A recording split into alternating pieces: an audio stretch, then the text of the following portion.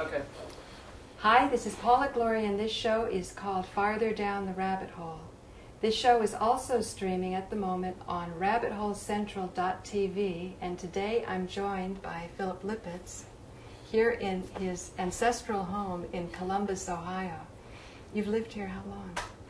We've had this house for 45 years. That's wonderful. And we're particularly honored because his mother is sitting in the audience. So thank you for allowing us to have this shoot here in your home. And we're also surrounded by beautiful artwork that Philip's mother has done. So he comes from a family of enormous accomplishment. So I know Philip because of the ashram in India where I studied in a more, I don't know what you'd say, passionate and vigorous way than I have ever studied any other spiritual body of knowledge. And I'm hoping as the show develops, Philip will be telling us more about that and what got me to kind of reconsider India after I thought I had pretty much been there and done that. So, again, thank you for that. I'm going to start off with the books that I know Philip for, because Philip has written many books. And do you want me to come up on that one? This is the one that I'm most familiar with, and it's called Eastern Wisdom and Western Minds. And Molly seems to be having a problem. Well, just sit down and do it from there, because the focus. in on me? Well, the focus is set for that, and so when you go close. Okay, I thought you were on. All right, now you can go close if you want. Okay, this is Eastern Wisdom and Western Minds, and the other one is The Divine Mystery Fort, which was one that he wrote more recently. Before we go on to your background, do you want to sort of explain these books? Well, this is Swami Kaleshwar's book. I just helped edit it. Paula, I mean, let me show Philip, the viewers. you got to point it at your camera. No, we At have, my we have so camera? many things going here. Okay. Okay, so this is Swami Kaleshwar's book. I just helped edit it. It's his words. Oh, I see. And it explains the entire spiritual path. I helped assemble it from all of his various talks, paragraph from here, paragraph from there. Right. But it explains the hidden spiritual path. You know, what it is that gurus ordinarily don't tell their students. How to get in touch with the Divine Mother, the mother of all creation, have her physically appear in front of you. How to counter the negativity of the world. Right, right. It's all in here. Now, how about this book? This book, Eastern, one day when I got a phone call from Kaleshwar, he was in Amsterdam, and he was astounded at the morals of, let's say, the red light district that he happened to go by in Amsterdam. And he's saying, I don't understand the Western mind at all. I mean, I just don't. And I said, well, I was thinking of writing a book about the differences between the Western mind and the Eastern mind and how that prevented Westerners, Right. Americans, from understanding what Easterners were doing. He said, oh, you've got to write it. So this book, Eastern Wisdom, Western Minds, the psychological problems that we as Westerners have that keep us from appreciating what the Eastern teachers are doing. Right. And this accounts for a lot of the problems that we have in adopting Eastern spirituality to our life. And you would say what the world has, because we don't have divine knowledge coming in when it's so sorely needed. That's right. It's our mindset. Yeah. Yeah. It's the same mindset that creates negativity in the Western world also creates a mindset that makes it hard to get it. The whole topic of negativity and the mindset of the Westerner, let me reserve that, because I want people to understand how you were the man for the task based on your past publishing career. So can we go through these books in whatever order you want to go through?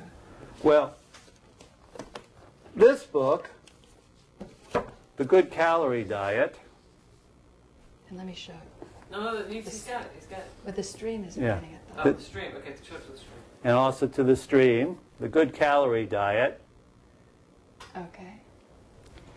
Was an international bestseller. Right, you were on Good Morning America. Good Morning America, Joan Rivers Show, the BBC, and you got copied, Ireland, right? all that. Oh yeah, other authors. I introduced the concept of the glycemic index, which said it's not the food that you eat that matters, the number of calories that you eat, but it's the number of calories that get into your bloodstream that really matter. Right. Now, everyone now accepts that. Right. But this is the book that introduced it. And you had a PhD in biophysics. Yes, I have a PhD in biophysics. So when you were studying biophysics, did you ever think you were going to be writing a bestseller on nutrition? No, I thought I'd be writing about the origin of life. Okay, well, I just want to pause and say to some of my viewers, I had the great privilege and, you know, just enjoyment of going over with Philip a website called Strategic Center Learning. What was it? It was all about how the media is masterminded, ostensibly to prevent us from going to war, but there's some people who find that it's financially beneficial to go to war. So it's really wonderful, the breadth of your experience, that you can talk about nutrition for one physical body, but also be aware of nutrition for the entire society via the media. Mm-hmm. So let's go in your other books. Then this is Naturally Slim and Powerful, and it is a book where I said that today's diet is designed to promote a man's brain biochemistry, and it actually actively represses the female biochemistry. Right. And that if you go back through history, the times where we ate a diet that supported women, women were honored and revered. But today, we have a diet that attacks women's biochemistry, and it is good for men, and so women are actually put down. It's a misogynist world, nutritionally, that we live in. Isn't that incredible, a misogynist diet? I mean, that was the first time I learned about that, was today. You know, Dottie, when we were having breakfast, he was saying that oatmeal is beneficial for a woman, which I've always liked to start off with oatmeal. Can you explain why? Yeah. You want to eat a slowly digested carbohydrate for breakfast. Yeah, because for a woman. Because the breakfast meal that you have sets your brain chemistry for the entire day. Your mother was right. Breakfast is the most important meal of the day. But in a woman, if she eats a slowly digested carbohydrate, her serotonin levels, which gives her feelings of bliss, fights depression, right, gives her well-being and all that, are enhanced by eating that. On the other hand, if she eats a male diet of, you know, bacon and eggs, right, it inhibits the serotonin formation for the entire day. It doesn't matter what you eat after that. And so it makes you depressed and irritable, and all of the stereotypes about women and, you know, and PMS or this or that are pushed by that diet. So it's also beneficial for men to have women eat the right thing, because, you know, if the woman ain't happy, no one's happy. That's true. That's true. But I have to be careful what I say here. I know. And then finally, this last book is... Oh, this book actually I didn't write. A friend of mine named Carol Kahn wrote it. She became a friend. And it's a book about trying to find the cure for anti-aging in the DNA molecule. And I was one of the pioneers of that. And she's got a chapter or two in here on my early scientific work. That's great. I also wrote like 7 or 8 scientific books and 3 or 4 more spiritual books. So this is the man of publishing in the publishing world, and we're talking to him now, Molly and I, all about some of our recent discoveries on the internet. And I told him that I have, out of my 600 subscribers, I would suspect at least 1/3 to a half are from India. And because of my commentaries on B.H. Chopra's Mahabharata, because I feel now is a time of war, our country's at war in the Middle East, and I think if we look into ancient wisdom, we might find inspiration and models of nobility to rise above. So that's how I think I picked up the Indian subscribers. And you've spent a long time in India, haven't you? You want to talk about your... Yeah, I first got a house in India in 1982. And I've been in and out of India since then, and recently I spent about 7 years straight with Swami Kaleshwara, watching him build up his ashram from no bathrooms, living in the jungle essentially, to this complex now that's got 3 or 4 apartment buildings, and 2 or 3, whatever today's number is. So tell me, how did you first learn about the Divine Mother, and what is the Divine Mother? And let's go in that direction. Years ago, I was walking down the hallway with Swami Muktananda, who was a great guru of the 1970s. He died in 1982. And he looked, you know, all these people were going, "Oh Guruji, oh Guruji, oh Guruji." And he's going, you, look at all these people. You know, I don't have permission to teach them the path that I used to get my enlightenment. And of course, I was shocked. I said, because I was learning all that. I was like, yeah. What? You don't have permission to teach them? Then what the hell am I doing here? Yes, what am I doing here? Yeah. And he said, you're going to have to find it. I'll give you the hints to find it. Right. And he actually gave me the ability to go through the Sanskrit literature and all that. But that's another story when he gave me that power. And so it took me years to find it. And so the literature would be like what? Kashmiri Shaivism? The Kashmiri Shaivism. And it turned out that he was actually from southern India. And really? so it was Muktananda was from southern India? the Bangalore area, absolutely. Wow. And that is so Swami Nitzan Ananda, his guru, was from the north? No, he was from the south. Really? His original ashram where he got his enlightenment and all that's in Kerala. Really? So And he dug it out of, well, let me tell you a story about then that. where the hell was I up in the Pune area? You weren't in the right area. Well, that's where they have the That's shrine where, and that's where he's he buried. died. That's where he died. Oh, I see. But that wasn't where he did his sadhana. That wasn't where he did his spiritual practices. Wow. So I heard stories about this cave that he built with his own hands where he got the Divine Mother to come to him. And she granted him all the supernatural powers. Wow. And of course, I wanted to go find that. So I went down to South India where there's a ashram where, you know, he had originally done his practices. And I'm going around, looking around, and this guy comes up to me and says he's the janitor, the caretaker, and showing me around. I said, well, I'm here to find Nitzan Ananda's cave. He showed me 41 different caves. Oh, that was your test? And I'm going, yeah, these caves are nice, but this isn't it, this isn't it. After the 41st cave, he said, okay, I'll take you to the real cave. And, oh, yes, by the way, I'm the trustee of the ashram. I'm not a caretaker. Oh, and he took me back into the woods, back into the jungle, you know, the stereotypic Indian jungle, way back, and there is a place where there's some natural water, and there's a cave, the cave that Nitzan Ananda did with his hands. And he said, okay, you can go in here and meditate and don't go too far in. Now, I didn't know that he didn't want you to go too far in because people tend to pass out because the energy is so strong, and they have to drag them out. Right. So they give you this test. Right. So I'm in there, and I'm having the experience, and someone finally comes in to drag me out in the middle of this experience I'm having, this divine experience. Right. Took a picture of me, and actually in the picture you can see what looks like the head of a tiger, Durga's tiger, off to the side of me. Wow. And Durga is a form of the Divine Mother. Right, right. So this is, he's from South India, and this is the cave where the Divine Mother used to come to him, tell him the nature of the universe, and give him his supernatural powers. Right. Which then he passed down to Muktananda, is that the lineage? Yeah, he passed it to Muktananda along with other people. And then how did Muktananda achieve his stature? Muktananda was actually an established guru. Oh, before he met Nitzan? Before he met Nitzan Ananda, but he felt there was more. That he felt he was more. So he went through 9 years of intensive meditation under the guidance of Nitzan Ananda, who would send him away for times. And during that time, the Divine Mother would appear to him and take him on various journeys to explain things to him. In his autobiography, Play of Consciousness, which is a classic, he describes it as if it's a meditation. But this is actually happening to him. The Divine Mother's appearing. Right. And finally, he starts seeing everything in the universe as pure consciousness. Muktananda. Yeah.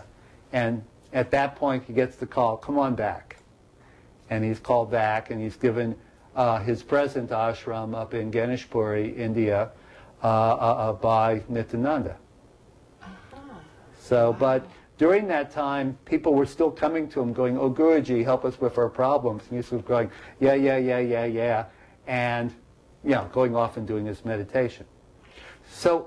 I had to spend 20 years studying this scripture appropriate to the Divine Mother tradition and all this in southern India. And what I discovered was... No, just a second. What does that mean? Appropriate to the Divine Mother. Well, there's an infinity of scriptures. Right. Well... You mean the Vedas? There were some weird things that Swami Muktananda did. Like, you know, some mantras that are ordinarily doing Hamsar, some Soham, he does Hamsa and backwards. They reversed it. Yeah, he reversed it. And there's a bunch of other very strange things that he did. So what I did is I took these as clues to find the literature where they do these strange things. And then I started following that back. You reverse-engineered it. I reverse-engineered the whole thing. Okay, if this is what he's doing, he had to have read something appropriate to this. Right.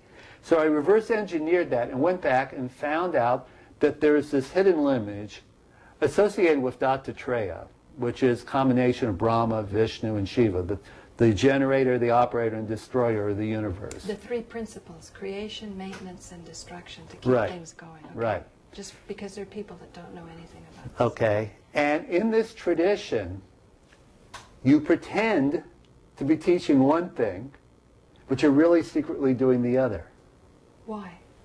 Because it's a hidden tradition. So you want to bring people in, and then after they get far enough into the whole thing, you find out what's going on, what's really going on. I mean, for example, Muktananda's evening prayer that he did, that I have a tape of, was a prayer to Saraswati. It was a Divine Mother prayer. But he never taught the Divine Mother. But in his personal practice, you could hear him singing a prayer to the Divine Mother. So I followed all these clues back and discovered there was this hidden tradition, but that it's almost impossible to find a teacher who will teach you the tradition, because even their students don't generally know that they're a member of this tradition. Right. It's totally, yes, the people that really run the thing. Right. And generally they only show one or two back. So I spent years and years and years trying to do that until I met Swami Kaleshwara. And what happened is I was in Los Angeles. I was about to sign a television, actually I signed a television infomercial deal for my diet book. And someone said, hey, there's this friend of mine said, hey, there's this Indian guy visiting at an estate over here in Bel Air, 6.5 acres in Bel Air. I mean, the land's worth $100 million alone. And, maybe you want to go visit him. So I walked in, and this little 24-year-old skinny kid sat down in front of me on a picnic bench outside, started talking to me, did a few miracles and all that, but miracles are a dime a dozen. That's not a big deal. For you, it's not, because you searched it out. Yeah, and I've seen a lot of miracles happen. But then he started dropping the secret passwords. There's a secret handshake that you say, okay, I'm a member of this tradition. And I found that in the literature, what the secret handshakes were. Wow. And so he said it once, and then he looked at me, and I'm sort of, he didn't just say this here, right? And so he sort of smiled and dropped it twice more and sort of looked at me to see if I was reacting. And I was reacting, he's going, he knows what it is I'm saying right here. Right.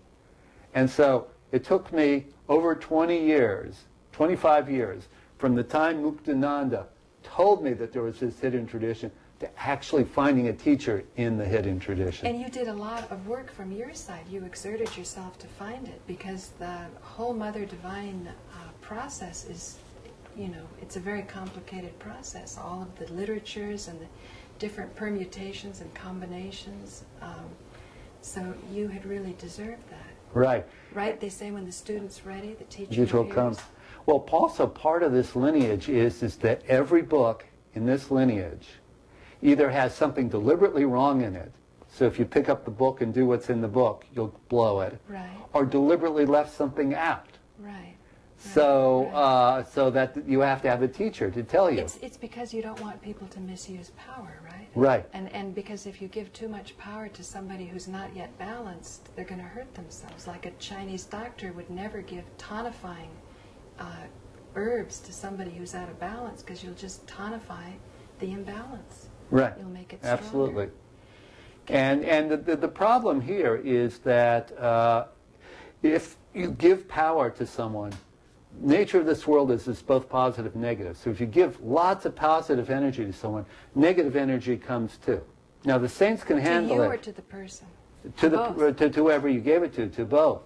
So the guru has to take it, and the person has to take it. And if you give powers, if you give the real supernatural secrets to someone who isn't trained in handling the negativity, they'll drown in the negativity. And it comes back to you. It comes back to you. So for having yeah. blown it. So you destroy the person, and you have the karma for destroying the person. So that's why they don't do it, to protect you from the consequences of having that much power. But basically, it's rooted in the principles of manifestation, that you create your reality, right? Well, yes and no. Okay. The principle of manifestation, the law of attraction, that you create your own reality, is actually part of this tradition. But they say that you have to have something beyond attraction. You have to have retention. We all are happy sometimes. Right. We all are successful sometimes. We all get what we want. Yeah. So why does it last? Why doesn't it last? Why can't we hold on to our successes? We create the successes with our positive thoughts. Or we're successful and we're depressed about it. Yes, we get that and right. we're still not so happy. why is there negativity always associated with success? So that you either drop away from your success, or you're depressed while you're successful. Right. Okay. This is the secret that Swami Kaleshwara teaches of the negativity being part of creation. You can't have the positive without the negative. Right. And as a matter of fact, the Mahabharata that you opened by talking about is the story of a war where negativity came into the world and became part of the world. Well, while we're at it, the whole thing starts off just like in Judaism, you have the sacrifice of Abraham. The Mahabharata talks about 8 human sacrifices, and yet they couch it in myth by saying that some great rishis in heaven violated something and they were cursed with a human birth. And the Ganges, incarnated, came down, was selected as a queen, married the king under one condition, that he would never question what she did. And every time a child was born, she'd throw him in the river, until finally he said, "Stop, you horrible person." And she said, "Oops, you lost the deal." She goes back into the Ganges, and this becomes the great hero of the Mahabharata. Yeah, there's a lot of stories associated negative with it. You know. Yeah, but you didn't say why she was doing that. Yes, yeah. They were cursed with human birth, and she released them from the human birth. Right, exactly. They had human birth, they went through the suffering for 10 minutes and off into the river. But some people would, and I would kind of respect this, say that's a cop-out. You know, she still killed them. Isn't that well, it depends upon your frame of reference. Okay, frame of reference. That's what frame you're talking of about. reference. So we're talking about the secret, and a lot of my viewers have already wised up that there's something superficial, something is sort of missing in the secret that's been so popular, the law of attraction. So now you're saying reference, a wider reference, okay. Yeah, I hope you're making a tape of this? Yeah. Okay. The secret says if you have failure, it's because you have bad thoughts. Right. My gosh. You've got, the 12 million people that bought a copy of that secret all walking around saying, "I'm to blame." Right. Well, I got news for you. It's not you. You're not to blame. It's the nature of the world that the positive energy you attract with the law of attraction brings negativity with it. And it's not your fault that at that point you experienced failure. No one told you how to handle the negativity. Look, Paula, there's 10,000 self-help books out there. Right. And they all work. They all show you how to get success. Right. But no one shows you how to hold on to that success when you get it. There's 10,000, an infinity of ways of achieving happiness. Right. But they all run across one barrier, which is the negativity that always comes with the positive.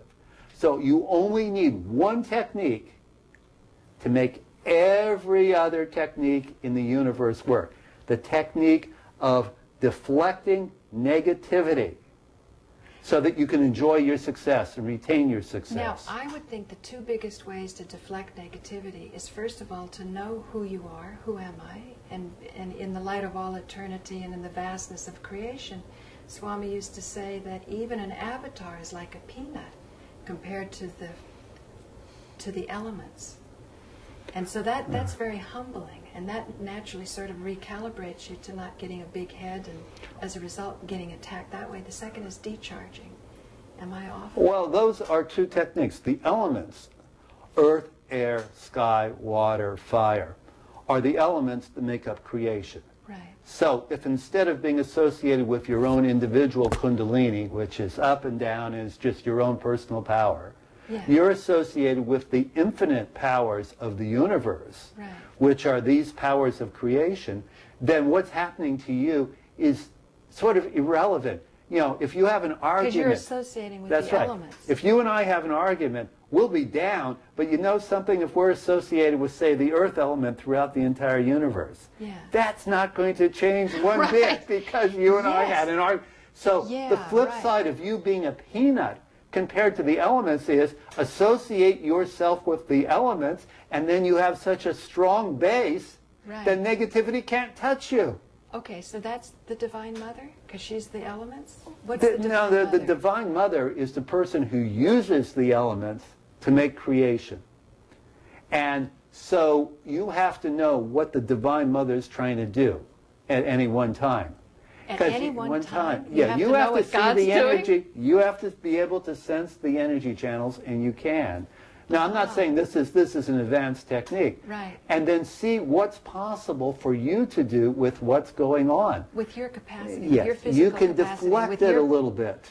Or you Right. can create a little illusion over here Right. so that all the energy goes over here, all the negativity goes Right. over here, and then you're really doing what you want over here. Okay, but now there's two things. But these are advanced techniques. These Okay, aren't but what still- I recommend for your readers. No, still. But what I'm thinking of, these two things.